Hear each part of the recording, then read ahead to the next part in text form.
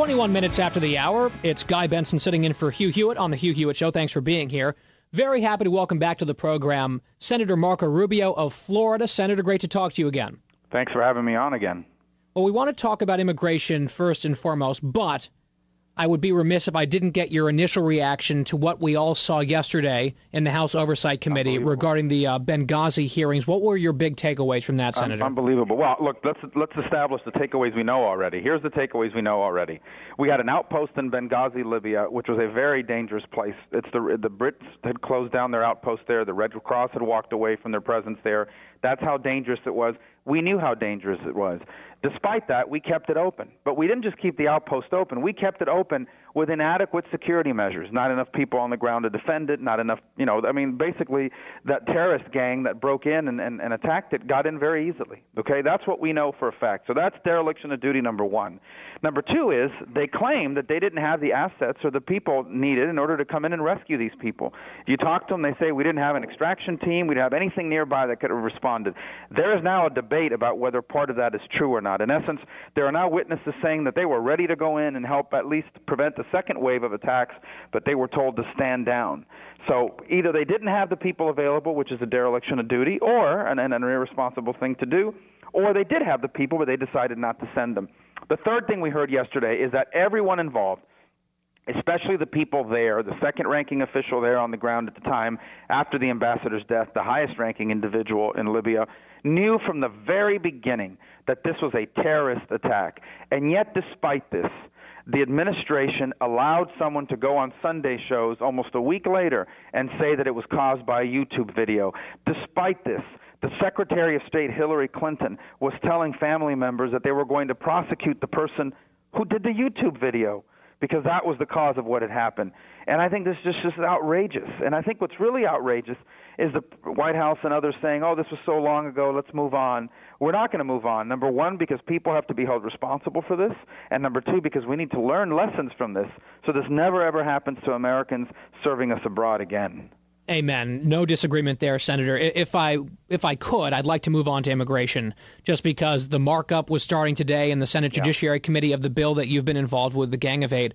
Earlier this week, one of your fellow Gang of Eight members, Senator Dick Durbin, second in command to Harry Reid, he said that, okay, yes, we'll go through an amendment process, but, quote, the basic agreement will need to remain intact to allow for passage. Do you agree with that? Well, what I agree with is that we came up with a structure that works well, but within that structure there are details that need to be and can be improved, and we saw that already today. I think there were 34 amendments considered. If I'm not mistaken, 22 of them were passed. Almost half of them were Republican ideas, very good ones. They added judges to immigration courts. They ensured that the entire border, not just three sectors, the high-risk sectors, but all the sectors had to reach 90% effectiveness and apprehension. They closed a bunch of loopholes in terms of the accountability that the agencies have to Congress, reports that the agencies are going to have to be coming back for oversight from the congressional branch.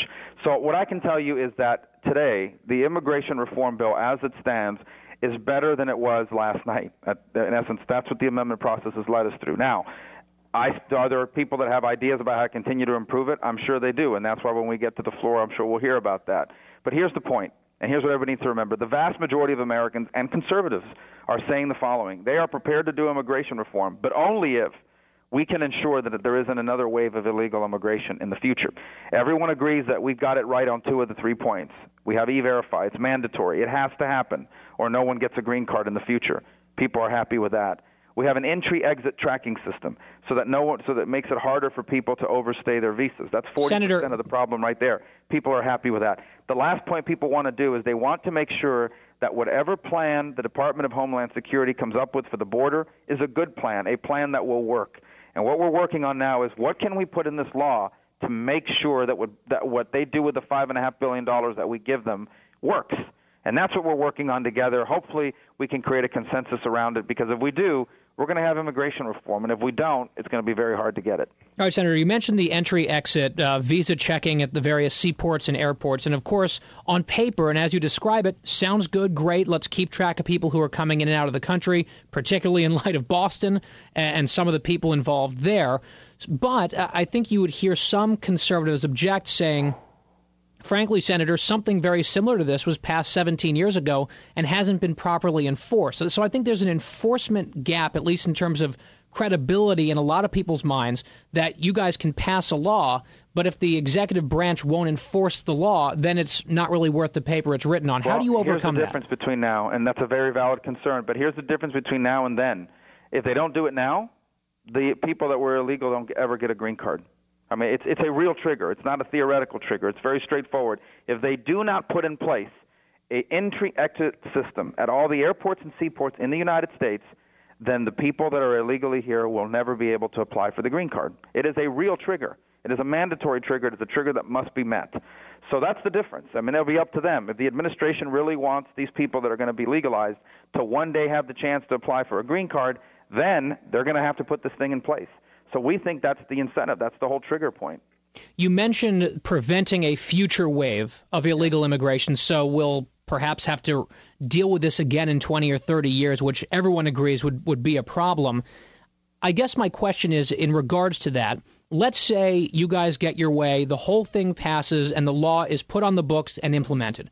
Once that becomes the case, once the one-year window has closed, and everyone who is going to come out of the shadows to stand up and be counted and apply for provisional status has done so, from that point forward, would it then be the mandatory law of the land that any illegal immigrant that is found in this country for any reason is immediately deported? Well, first of all, we have due process in the country, so the law as it is now, you don't immediately deported. You have due process rights to prove that, whatever. But the point is they are deportable. In essence, yes. But here's the other point to it, which doesn't exist now. Not only are you deportable, you're going to struggle to find a job because of E-Verify, and it's mandatory. Once E-Verify kicks in, and it'll be fully implemented within 48 months across the board, including agriculture. Once E-Verify fully kicks in, then you won't even be able to find a job. That's why people are coming and staying, because they can work. You can just pretend you're somebody else. You get someone's Social Security number. You show up somewhere. You say, this is me. They hire you, and you're working. You won't be able to do that anymore because the new E-Verify is going to have a picture which is going to be matched up to you. And then when you show up, if it's not your picture on that screen and that employer hires you, they're going to face penalties that we are doubling and tripling, and in some cases even providing for potential jail time for people that are deliberately violating that law. Okay. And, Senator, another question that I had has to do with something that you sort of touched on briefly, which is when we spoke previously on my show about this, I asked you about how can the government tell who these people really are if they've been living in the shadows, and if they're here illegally, how can we determine when they actually got here? Because there's a cutoff date, December 31st, 2011. You said, well, it's because the burden will be on them to prove that they've been here using some of their paper trail. 30 seconds, Senator. I guess, is there a fixed standard for how many pieces of, whether it be bills or other pieces of proof? Is there a fixed standard for that? Well, it's a preponderance of evidence, which basically means you have to prove it yourself that you're here. Obviously, any kind of standard like that is difficult. Okay, Senator, we're up on a break. If you can hang with me just for one more segment, Senator Marco Rubio joining me on The Hugh Hewitt Show. We continue on The Hugh Hewitt Show. Guy Benson sitting in for Hugh today, and my guest is Senator Marco Rubio from Florida. Senator, we got cut off a little bit in the previous segment. Yeah. I wanted to let you finish that point about the burden of proof being on the illegal immigrant to prove that they've been here since that cutoff date, and you said it's a preponderance of evidence. Who makes those decisions? Well, the officer that's handling the case, along with the people that are involved in the ultimate, it's an agency and administrative decision. Obviously, that can't be made at a congressional level. But the point is you have to document that you have been here for that period of time. You have to offer evidence of it. And that's not a new standard. I mean, that's one that we're applying, for example, right now. The president has deferred action people that are under a certain age. The DREAM Act kids, he's given them deferred action. Many of them are having to go through the hurdle right now of proving it, so that they've been here for a significant period of time.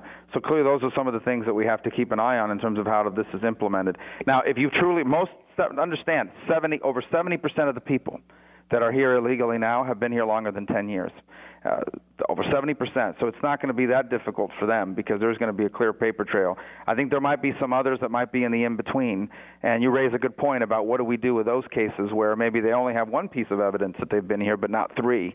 What do you do with cases like that? Right, because you can doctor it right up, can't you? I mean, there would be a huge explosion on the black market to doctor various bills or what have you, especially if you just need one. Yeah, but I think that's true for anything that makes you certify that you're here versus not. And so one of the things that you do is, and one of the pushes that we have now is for biometric information that has to be matched up. So, one of the things that people are talking about now is what kind of biometric information do you have to deliver to the government when you come forward? Is it, the fingerprinting, for example, aspect? People ask about that. Well, that's why. Because you want to be able to definitively identify the individual and match it up against your criminal database, for example, et cetera. So, that's the reasons why those measures are in there. But those are the kinds of things that I think the amendments that part of the bill is going to be amended next week, and those are the kinds of things that I think you're going to be seeing, you're going to see considered in terms of improving the bill. And that is my point in all of this. What you're raising now are exactly the kinds of points that people are raising in the real world. How is this going to work in practice, and what can we do through the amendment process to address those issues now? And that's why having this kind of open amendment process where people are offering ideas has been so positive, because it's forcing us to deal with these sorts of details. We saw in the last couple of weeks one of the chief authors of Obamacare, Senator Max Baucus, refer to the implementation process as a train wreck. They will have by next year about a 4-year lead time to roll out their big Obamacare disastrous program, and they're very worried that it's not going to work properly. I'm wondering, when it comes to immigration, again, if this thing passes as is or amended or what have you, will there be the manpower and the competence to get this thing rolling in the span of 1 year? It's very high stakes, and you can't really screw it up right at the very beginning, because then the whole thing snowballs and falls apart. How can you assure the American people that the federal government is ready to take on this massive task? Yeah, a couple of things. First of all, I think I've heard some of these comparisons made by some that this is just like Obamacare. Obamacare was the creation of a new entitlement program that basically every single American can access. What we're dealing with here on immigration is something that's already happening. We already have an immigration system. The problem is the one we have is broken. Same with the people that are here illegally. They are already here. We are now talking about 11 million people that are living in another country who are now going to import into the United States. These are 11 million people that are already here now. 40% of them we know a lot about, because they came into the country and they overstayed their visas. We just don't know about them right now. We don't know where they are living. We don't know what they've done. We don't even know that they've overstayed, because we're not tracking that point of it. The other 60% are people that illegally entered the country. For many of them, we know nothing about them, but they are already here. The second point that I would say is that unlike Obamacare, which was basically funded through taxes and the reallocation of existing money out of the program like Medicare, this program pays for itself. We are assessing fees and fines in order to pay for this program. In fact, there was an amendment passed today that specifically says every measure here must be self-sustaining. We cannot burden the American taxpayer in order to pay for these sorts of things that are in the bill. Third, the things that are happening in this bill are things that are improvements on actual policies that we already have in place. For example, we already have border security. We're improving border security. We already have a visa program for whatever, investors or what have you. We're just improving that program. And as far as certifying the people that are coming forward, those people are already here. These are not new people that are coming into the country. This is actually a positive thing. They're going to have to come forward and be identified and undergo background checks for both criminal liabilities and also for national security risks. They're going to be fingerprinted. They're going to have to know English. They're going to have to start paying taxes. They're going to have to do all these sorts of things. Right. Let me don't do any of it right now. If I can just make myself clear, I was not comparing the substance of Obamacare and immigration. Right. I was simply saying you're it's talking about the magnitude, right? The magnitude of implementing something. Senator, 10 seconds. How many amendments do you plan to offer next week? Well, I'm not on the Judiciary Committee, but I've been working with all my colleagues. I said 300 amendments have been filed. Most of them are very, very good. They're good nature, designed to improve the bill. I'm waiting for the floor to see what changes need to be made there in order to get this thing ready for passage. Very good, Senator Marco Rubio. Thanks for your time. It's the Hugh Hewitt Show.